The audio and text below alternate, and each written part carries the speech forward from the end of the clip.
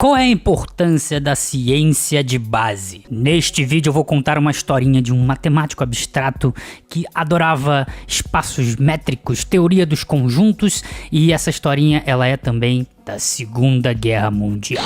Esse cara aqui, Abraham Wald, ele nasceu em 1902 numa cidade que na época se chamava Klausenburg, do Império Austro-Húngaro. Era um neto de rabino, filho de padeiro e que sempre gostou de matemática desde pequeno. Ele gostava tanto que conseguiu entrar na famosíssima Universidade de Viena para estudar matemática. Lá pela década de 1930 ele terminou todos os estudos e aí ele chegou no gargalo que existe até hoje, inclusive aqui no Brasil: conseguir um sólido emprego na área de pesquisa. Na década de 1930, a Áustria estava com problemas econômicos astronômicos e, para piorar o problema, a cidade natal dele tinha se tornado a Cluj da Romênia, ou seja, um estrangeiro. Se já era difícil conseguir um emprego de professor na Universidade de Viena, imagina como um estrangeiro. Mas tudo bem, ele acabou conseguindo um emprego com um cara chamado Oskar Morgenstern. Ele foi um dos que tomou um pontapé dos nazistas da Alemanha, velho. Foi demitido da Universidade de Viena e foi para os Estados Unidos como professor em Princeton. Ele é considerado um dos inventores da teoria dos jogos. Só que tem um problema: o emprego que ele conseguiu com Morgenstern era no Instituto Austríaco de Pesquisa Econômica. Um problema porque o que ele queria era trabalhar com matemática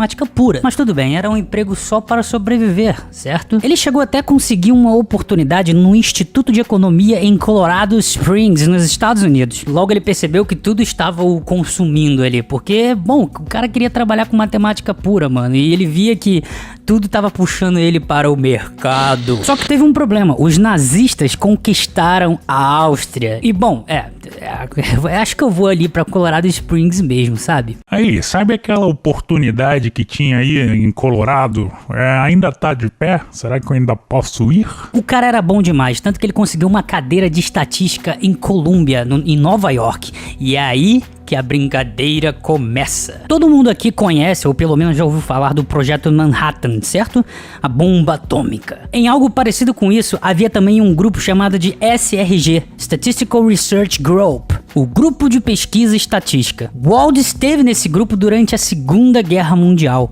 Na verdade, dá uma olhada nesse prédio aqui que eu peguei do Google Maps. Está localizado em Morningside Heights, em Nova York. Além do grupo de estatística, tinha vários outros alocados nesse prédio aí. Eles juntavam esforços para a Segunda Guerra Mundial. Pessoal, cálculos para bomba atômica, protocolos de bombardeio, qual é a curva ideal de um caça no alto, assim, para que ele mantenha a mira no avião inimigo, na metralhadora. Só que dentro de tudo isso, o que acontecia é que o grupo de estatística é o que tinha mais importância. E todo mundo sabe o poder que a estatística tem. Quem aí é da área? Escreve aí nos comentários. Tu sabe que a estatística sempre teve poder. Muitas coisas que aconteciam e que viriam a acontecer durante o período da Segunda Guerra Mundial dependia muito das recomendações deste grupo de estatística. Só pra tu ter uma ideia, esse era o grupo em que Milton Friedman, o cara era considerado o quarto mais inteligente nas discussões. E quem era o mais inteligente? Sim, as pessoas consideravam o Wald. Só que a galera tinha um pé atrás com ele. O cara não tinha nem permissão para ver os relatórios sigilosos que produzia. E ele sempre se debruçava para a matemática pura. Só que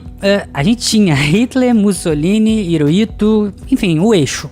E, bom, a galera gostava que o Wald estivesse ali por perto porque ele era um cara poderosíssimo. Ele conseguia pegar coisas abstratas da matemática e transformar em algo sólido pra guerra. Como assim? Se liga só. Blindamos aviões para que não sejam derrubados pelos caças inimigos, certo? Só que todo mundo sabe que blindar deixa tudo mais pesado. As aeronaves mais pesadas são mais difíceis de manobrar e usam mais combustível. Blindar ou não blindar? Acontece que a gente poderia pensar que existe um meio termo onde a blindagem se torna efetiva. Não blindar tanto, mas nem pouco. Mas e aí, qual é esse meio termo? Vai chutar? Vai tentar adivinhar? Vai rezar? Matemática. A história é que os militares foram lá no grupo de estatística levando alguns dados. Os aviões americanos voltavam das missões na Europa cheio de furos de balas. Daí a galera, organizando os dados e tudo mais, começaram a perceber que havia mais furos na fuselagem, mas não tanto nos motores. Tínhamos também furos no sistema de combustível e no resto do avião. A parte que menos recebia balas era o motor. Daí os militares conversando com o pessoal ali, começaram a cair no senso comum. Se você tá prestando atenção, provavelmente você pensou nisso também. Só que aí eles foram até o Wald. Ô, seu Wald, quanto que você acha que a gente pode blindar a mais as partes mais afetadas do avião? Vamos blindar essas partes aí que estão recebendo muitos tiros. É o que temos de fazer, certo? Errado! Velho, o Wald chegou e disse que a blindagem tinha que ir para as partes do avião onde tinha menos furos, a parte menos afetada. E qual era? O motor. E aí a galera ficou tipo, mano, como assim eu vou blindar as partes menos afetadas do avião? O motor quase não tem bala, esse cara tá maluco. Só que tipo, a grande malemolência de Wald foi que ele questionou o seguinte: onde estão os furos de balas que faltam? Hã? Como assim? Não tô entendendo. Os furos de bala que faltavam. Sabe onde estavam os furos? Nos aviões que faltavam. Os motores eram os pontos menos atingidos na tabela porque os dados eram dos aviões que voltavam para a base. Os que eram atingidos no motor caíam.